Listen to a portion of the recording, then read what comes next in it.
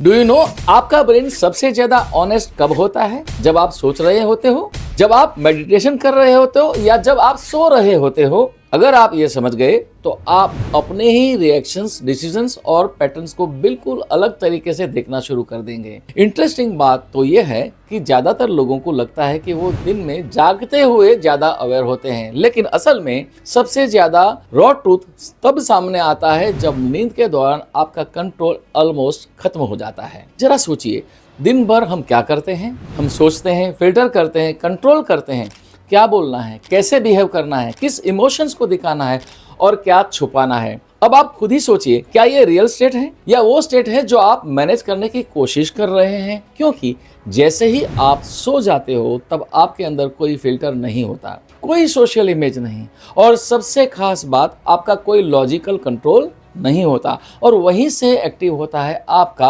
Unconscious mind. अक्सर हम सोचते हैं कि नींद में हमारा पूरा कॉन्शियस थॉट प्रोसेस बंद हो जाता है, लेकिन न्यूरोसाइंस में स्लीप को अलग तरीके से देखा जाता है। आपको पता है स्लीप को स्टडी करने के लिए साइंटिस्ट क्या करते हैं? वो ब्रेन की इलेक्ट्रिकल एक्टिविटीज मेजर करते हैं। इसके लिए एक टेस्ट होता है EEG, जिसे इलेक्ट्रोएन्सेफेलोग्राम कहा जाता है।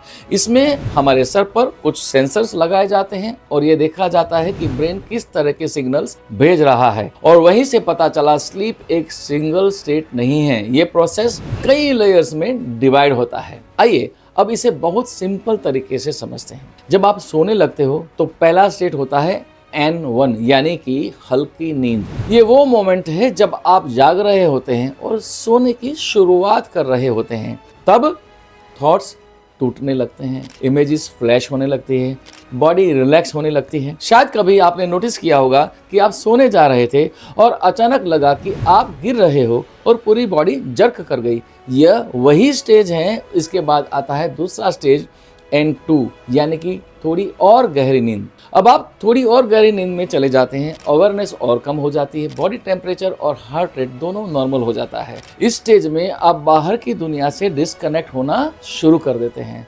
फिर आता है तीसरा स्टेज N3, जिसे डीप स्लीप भी कहा जाता है। यह स्टेज सबसे डीप फिजिकल रेस्ट के लिए होता है, जिसमें आपकी बॉडी रिपेयर होती है, सेल्स रिकवर करते हैं और एनर्जी रेस्टोर होती है। इस स्टेज में आपको जगाना सबसे मुश्किल होता है, और अगर कोई जगा दे तो कुछ सेकंड्स तक आपको कंफ्यूजन रहती है कि आप जाग रहे हैं या सो रहे हैं। इसके बाद आता है सबसे इंटरेस्टिंग स्टेज REM स्लीप, यानी रैपिड आई मूवमेंट।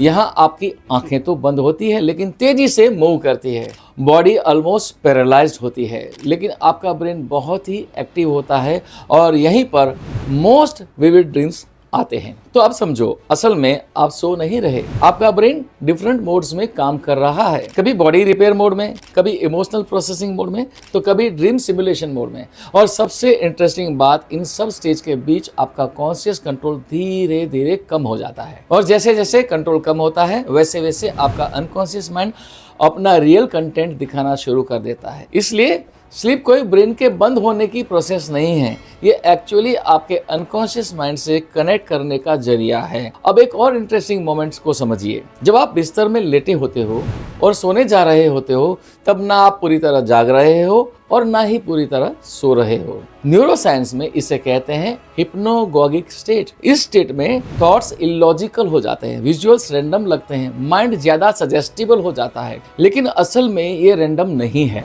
वो कंटेंट है जो दिन भर दबा हुआ था और अब सरफेस पे आ रहा है। कभी आपने नोटिस किया है, कुछ ड्रीम्स इतने रियल होते हैं कि सुबह उठने के बाद भी उनका इफेक्ट बना रहता है। जैसे रात को कोई बुरा सपना देखने के बाद सुबह कुछ ठीक न लगे, या चिड़चिड़ापन महसूस होता है, या कोई अच्छा सपना देखने के बाद सुबह आप बहुत ही फ्रेश फील करें।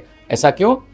क्योंकि उस टाइम आपका लॉजिकल माइंड कम एक्टिव होता है और इमोशनल ब्रेन ज़्यादा एक्टिव होता है। इसलिए छोटी बात भी इंटेंस लगती है और इमेजिनरी सिचुएशन भी रियल फील होती है। और सबसे इम्पोर्टेंट, आप उस मोमेंट में वैसे ही रिएक्ट करते हैं जैसे आप रियल लाइफ में करते हो। अब यहाँ एक बात समझने जैसी है कि हमारे ड्रीम्स कोई रैंडम एक्सपीरियंस नहीं है, वो रिफ्लेक्ट करते हैं हमारी सोच, हमारा फियर, हमारे डिजायर्स और हमारे अनरिजॉल्व्ड इमोशंस। कुछ थ्योरीज कहती हैं ड्रीम्स एक्चुअली इमोशनल प्रोसेसिंग का तरीका है। मतलब जो आप दिन में पूरा प्रोसेस नहीं कर पाए वो रात में कंप्लीट होता है नींद में, ड्रीम्स के दौरान। मान लीजिए आप किसी सिचुएशन में कुछ बोल नहीं पाए लेकिन आपके अंदर वो इरिटेशन रह गया, तो हो सकता है रात में आप उसी इंसान से आर्ग्यू कर रहे हो या कोई सिमिलर सिचुएशन रिपीट हो रही है।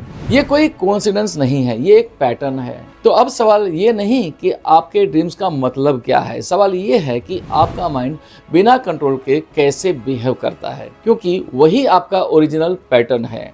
दिन में आप उसे मैनेज करते हैं लेकिन रात में वो अपने आप दिखाई देता है। अब इमेजिन कीजिए अगर वही अवेयरनेस जो कभी कभी ड्रीम्स में आती है वो स्टेबल हो जाए तो कैसा होगा। आपका रिएक्शन कम हो जाएगा, ऑब्जर्वेशन बढ़ेगा और क्लैरिटी नेचुरली आ जाएगी। और यही शिफ्ट धीरे धीरे आपकी लाइफ में दिखाई दे सकती है। आपने शायद सोशल मीडिया पर तरह तरह के कोर्सेज के बारे में सुना होगा, how to control your mind, अपने मन की शक्ति का इस्तेमाल करें वगैरह वगैरह।